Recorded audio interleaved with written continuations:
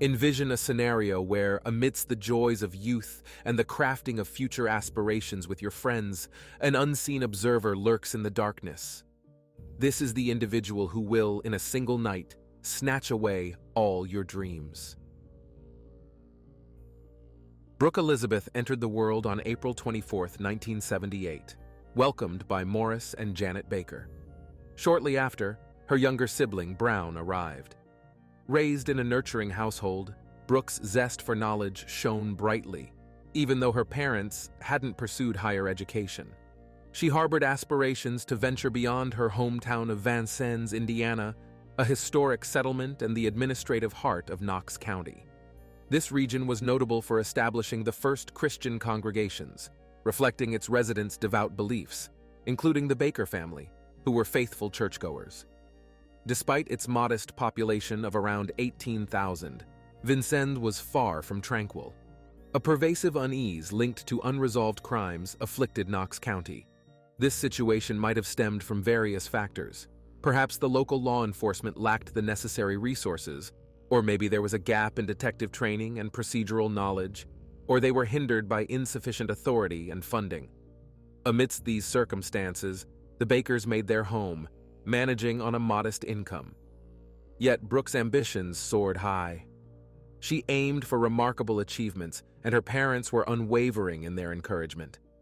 Her vivid imagination soon found an outlet in writing, transforming her ambitions into narratives. By the time she was in high school, she contributed to the school newspaper, sharing her insights and views. Journalism emerged as Brooke's calling, crystallizing her future ambitions. Even before graduating high school, she began exploring journalism programs at nearby colleges.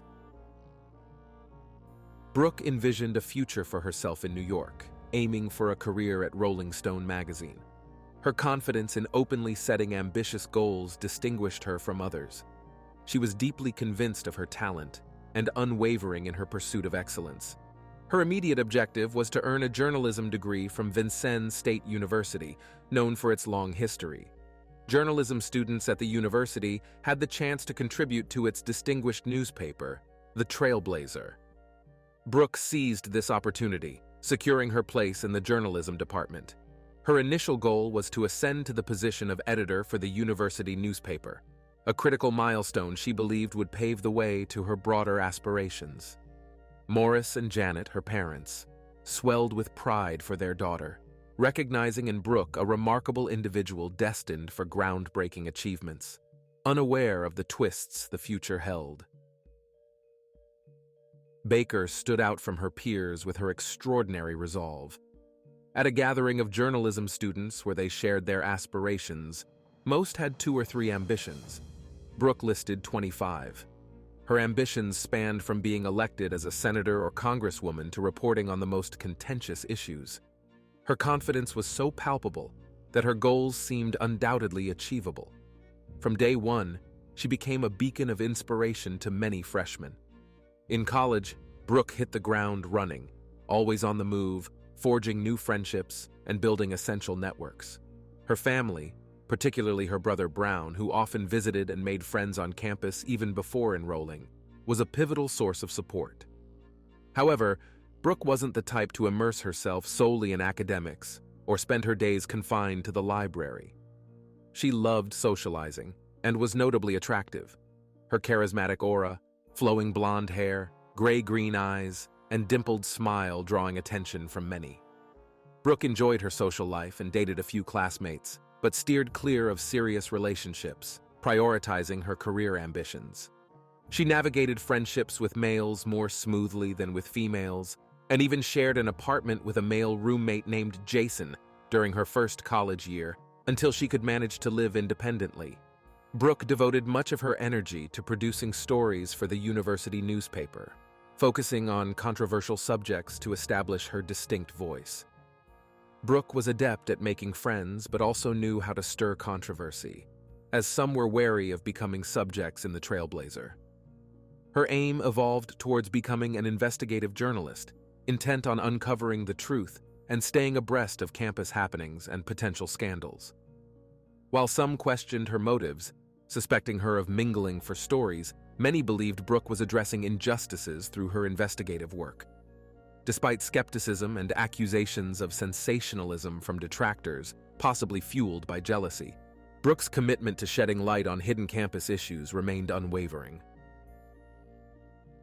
As Baker embarked on her sophomore year, she committed to unveiling the reality that loomed over the campus, a truth she believed might carry legal implications once brought to light.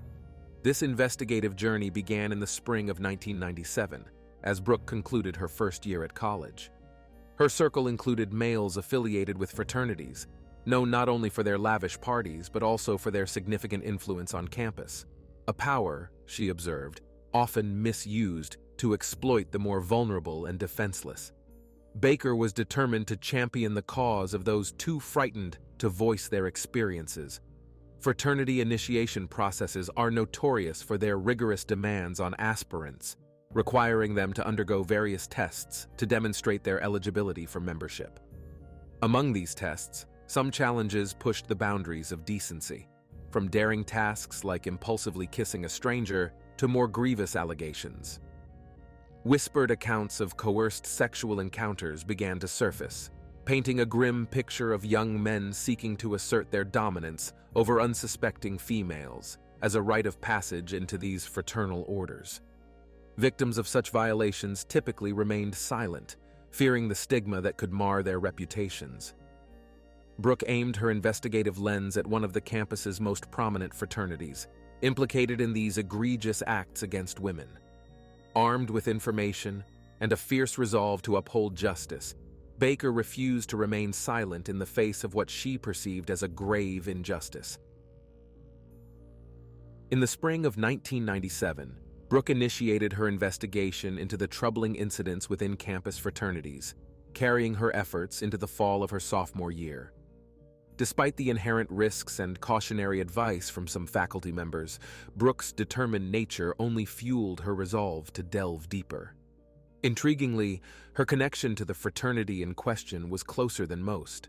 Her roommate Jason was not only a member, but also deeply integrated with those at the heart of the allegations, making him an invaluable informant.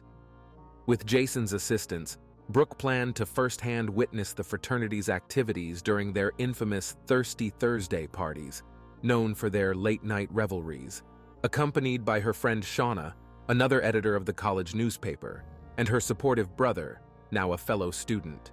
The group immersed themselves in the event's festivities. Brooke and Shauna engaged with various attendees, subtly gathering information. Their investigation bore fruit when they acquired contact details for a young woman who alleged she had been coerced into sexual acts by a fraternity member. Unbeknownst to Brooke, their investigative activities did not go unnoticed, attracting attention in the crowded, boisterous setting, including that of the fraternity brothers themselves.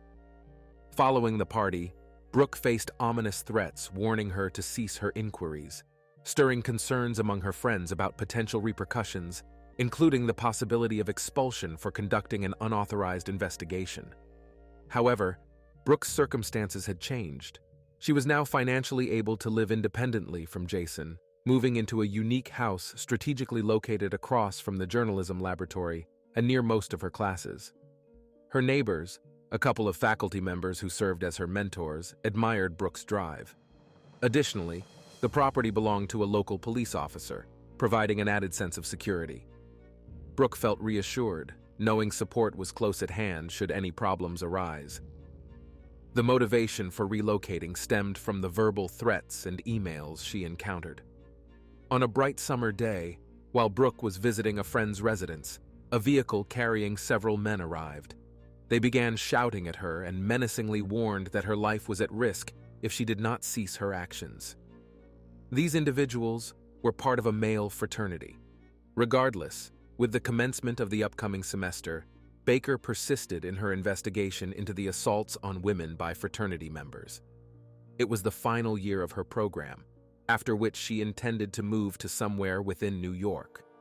She never anticipated that this term would mark not only her last at Vincennes University, but also the conclusion of her life. Baker's inquiry was approaching its conclusion, and she was thrilled as she was on the verge of revealing the truth regarding the incident involving the girl who alleged she was assaulted on the steps of a student residence. Brooke had already made a phone call and arranged an interview with this student, planned for mid-September. Baker was documenting this narrative to prevent other female students from enduring similar experiences, yet she was unaware that she would shortly become the target of a crime herself. On the evening of September 7, 1997, at 21:34, the Indiana State Police Department received an urgent call. The alarmed voice on the line belonged to Brown Baker, Brooke's younger brother, who reported a dreadful sight at his sister's residence. At just 18, the gruesome discovery he made that night was something he would likely never forget. Brown frequently visited Brooke at her home near the campus, as their parents were concerned about her living alone, and he sought to alleviate their worries. Earlier that day, he had checked in, but Brooke was not there. Returning in the evening, he knocked on the door again, but got no response. Sensing something amiss, he used his key to enter. Calling out for his sister without getting a reply, he proceeded further and noticed the sound of running water. Thinking Brooke might be in the shower, he knocked loudly but was met with silence. Cracking the bathroom door open, he found it empty except for wet towels in the bathtub. After turning off the water, Brown headed to the bedroom where he immediately spotted Brooke, naked and lifeless on the bed. In the dim light, it became clear she wasn't sleeping. His initial reaction was to cover her with a blanket, believing that no one should witness his sister in such a condition. Then he left the house and called 911. By 10 p.m., officers had arrived and promptly secured the area with yellow tape, blocking off the house and surrounding yard to ensure no further disturbances. However, word of the tragedy quickly spread beyond the police barriers, reaching the student community and almost instantaneously, Brooke's parents, signaling a horrific turn of events had taken place. Morris and Janet hurried to the residence of their cherished daughter, resolute in their commitment to unearth the identity of her assailant. Amidst Janet's distraught attempts to reach her daughter's body, detectives meticulously examined the crime scene. The presence of wet towels in the bathroom, alongside a nearby bottle of bleach, led investigators to deduce that the culprits had attempted to erase their traces. The discovery of 2 depleted bottles of dish soap in a kitchen sink brimming with water indicated a significant effort to cleanse the scene, with a concealed knife found beneath the pile of plates. Brooke's body bore several stab wounds, delivered with tremendous force by a sharp implement, and she had been sexually assaulted by her assailant, enabling forensic experts to collect DNA evidence from seminal fluid. Preliminary assessments indicated she had been deceased for no more than a day. In their quest for leads, detectives interrogated Brown to compile a list of potential suspects and individuals close to Brooke. They were unprepared for the extensive network of Brooke's social interactions, realizing the daunting number of interviews that lay ahead. The news of the demise of Brooke Baker, a driven journalism student who always pursued the most challenging stories, sent waves of disbelief through the faculty. The investigation took a significant turn as the police embarked on a detailed reconstruction of the events leading up to Brooke's untimely death, aiming to piece together the narrative of her final day. It was a quiet Saturday, the 6th of September, 1997, with no academic sessions in place, yet Brooke's schedule was packed. She traversed various locations both on and off the campus, engaging with numerous individuals. A campus security officer last spotted her around 1 a.m., making her way home accompanied by another student. 19 hours thereafter, Brown stumbled upon her remains. During this extensive time frame, Brooke endured a vicious assault. She suffered from numerous contusions and 13 puncture wounds inflicted by a steak knife discovered in the sink. Despite the assailant's efforts to cleanse the knife of all traces, a tiny fragment of tissue lingered. The DNA evidence retrieved from the semen was cataloged as number 137F. The next step was to identify its owner. Authorities vetted every male acquaintance of the victim, conducted interviews with roughly 1,000 students, and collected over 100 DNA samples, yet none correlated with specimen 137F suspects spanned across a fraternity that had issued threats to Brooke, her former boyfriends, and even her property manager. Still, None of these leads bore fruit. With over 400 interrogations conducted and a database encompassing 572 individuals linked to the case, no matches were found for 137F. As weeks rolled by, the Baker family sensed a standstill in the probe. Brooke's parents voiced to the press their need to persistently inquire about the investigation's status. Despairing of police efforts, they arranged community gatherings to discuss not just their daughter's tragic end, but also the myriad unresolved issues plaguing Knox County. Brooke's mother, Jeanette, lamented to journalists that her daughter was deprived of the ability to breathe, laugh, or speak, and her son was left to bear the burden of his witnessed horrors, while the perpetrator roamed free. Each passing day granted the murderer another day of liberty. The Baker family persisted in distributing flyers across the city, showcasing pictures of people who had perished in Knox County and whose mysteries were yet to be solved. They pondered whether Brooke's demise would end up being merely another number. The campus students no longer experienced a sense of security following the savage killing of a fellow student. A haunting hope lingered, filled with terrible connotations that the criminal might commit another act. Nonetheless, life in the city continued as Brooke Baker lay in eternal rest, until 2 years later, a new incident unfolded that appeared strikingly similar to the Vincennes law enforcement. On the morning of Monday, July 5, 1999, detectives entered a different apartment located merely 7 blocks from Brooke's grim discovery site. This residence was home to another student from Vincennes University, Erica Norman. Born to Dean and Elaine on November 13, 1977, Erica grew up with 3 siblings. Throughout her high school years, she excelled as a royal ambassador, engaged in softball, gymnastics, joined the drama club, and was an active participant in the Spanish Honor Society.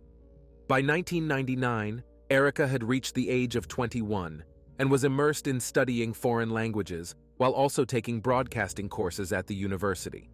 She held the position of vice president in the women's club Alpha Theta Chi and harbored aspirations of globe-trotting. However, Erica had mysteriously disappeared. The Vincennes police were alerted by a neighboring resident who noticed that the sound of flowing water had been emanating from Erica's apartment for an extended period. With no response to his knocks and the door strangely unlocked, the neighbor felt compelled to investigate. Inside, he found the bathroom taps fully open. Upon shutting off the water, he was alarmed by the sight of what appeared to be blood spatters on the wall, prompting him to exit promptly and dial 911. Inside Erica's chaotic apartment, officers endeavored to piece together the events. Signs of a violent altercation were evident, couch cushions tossed aside, belongings scattered, and bloodied walls alongside a shattered vanity mirror. Yet, a peculiar scene in the bathtub, a cushion floating atop water alongside a sports bag, echoed the haunting familiarity of Brooke's case. This connection sparked an instinctual belief among the officers that the same individual might be linked to both incidents. Similar to Brooke's case, there was no evidence of forced entry, and it seemed the perpetrator had again attempted to obscure their actions. Unlike before, however, Erica's whereabouts remained unknown. Initiating the inquiry necessitated piecing together the chronology of Erica's final days. It was established that she had not been seen or heard from since the evening of Saturday, July 3, 1999. Erica had been working her shift as a waitress at a restaurant until roughly 10 p.m. that night. Following her shift, she joined friends at a bar, where they remained until it closed. Subsequently, Norman proposed gathering at her apartment to extend the celebration, but her companions, having commitments the next day, opted out. The last sighting of Erica was her entering Brian Jones's vehicle. Erica and Brian had a long-standing acquaintance, having first met while both were employed at Garfield's restaurant, Brian as a cook and Erica in another role. Though Erica later pursued different employment opportunities, they remained within the same social sphere. Jones had relocated to Vincennes for his college education, focusing on architectural drafting. Known for his academic dedication, he ultimately withdrew in 1996, lured away by a lucrative job opportunity that promised a significant salary at the time. During his college tenure, Brian had been in a relationship that lasted around 2 years before concluding. Residing merely 2 blocks from the campus, Brian, despite no longer being a student, remained an active participant in campus social life. His circle of friends consistently spoke highly of him, yet the detectives deemed it imperative to bring him in for interrogation. The guy was nervous, but recounted that he did indeed drive Erica home that evening to watch a movie together. However, he assured that she fell asleep midway through the film, and he had to leave. Brian did not hide the fact that he had tried to initiate intimacy with her, but she refused. Nevertheless, Jones readily provided a DNA sample for analysis. During the search, police officers inspected the area around her home, assuming that if the girl was no longer alive, the perpetrator would have had to move her body somewhere, but the search yielded nothing. However, the documents revealed a very interesting coincidence. It turned out that Brian Jones and Brooke Baker were also acquainted and had sometimes hung out together. The police found Brooke's former roommate and inquired about the nature of their relationship. Jason did not provide any new information, only mentioning that Brian had lived with him in the fall of 1997, around the time Baker moved out, but after the girl's death, the guy immediately left town. After speaking with Brian's former employers, the detectives learned that this was the well-paying job he had unexpectedly quit, leaving everything behind. After September 5, 1997, he did not show up for work and was automatically fired, while Baker's body was found on September 7, 1997. Since he was not a student at the time and had left town, the detectives had not paid him any attention. After a thorough inspection, a tiny blood spot was found on Brian's shoe. Analysis revealed that it was Erica Norman's blood, and the semen sample matched the DNA sample, number 137F. On July 13, 1999, Brian Jones was apprehended for the heinous killing of 19-year-old Brooke Baker. As Brian was moved from the detention center to the courthouse on the day of his indictment, attempts were made to hold back Brooke's mother, who sought to fiercely attack him. At the same time, the parents of Erica pleaded with law enforcement to locate their daughter, fearing she had met her demise and desiring to give her a dignified burial. Roughly a week later, on July 20th, an Illinois man contacted the authorities to report a grim find in a cornfield. 29-year-old James Hill, while fixing sprinklers at the periphery of the field, a task he typically undertook in September, but had shifted to midsummer due to certain issues, stumbled upon a dreadful odor and, upon investigation, discovered a badly decomposed corpse. Given the area's extreme heat and moisture, the remains would have disintegrated into the earth by fall, leaving no trace. This cornfield, situated just over the Wabash River which divides Indiana and Illinois, lay approximately 3 miles from the lost student's residence. A post-mortem examination verified the corpse as Erica Norman's. During his transfer to the court, Brian was clad in a protective vest. In an effort to evade the capital punishment, he entered a plea agreement, acknowledging his role in Erica's demise, while continuing to reject any participation in Brooke's killing. He was ultimately condemned to a term of 60 years for confessing to Erica's death, in addition to receiving a perpetual incarceration without the chance for parole for the murder of Brooke Baker. The narrative unraveled as a young man began monitoring the life of a budding journalist by settling into the residence previously occupied by her roommate. Brian absorbed every detail of a looming scandal linked to fraternity misconduct she was probing. He aimed to capitalize on Brooke's vulnerability. She might have initially suspected those who had menaced her, ultimately casting suspicion on the entire college community, but an error occurred, and Brian took her life. He was convinced of his ability to elude capture, given his lack of affiliation with the school and the fraternity, the latter being the initial prime suspects due to their intimidation of the victim.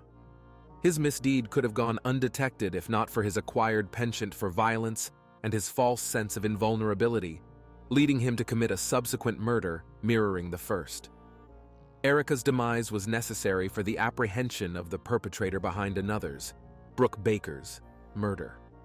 Brian refrained from testifying in court, but years afterward, he penned a letter to the Baker family, seeking clemency for his heinous acts. Nonetheless, his regret cannot restore the lives of the two young girls. This is the end of the story. Like the video and leave your thoughts in the comments.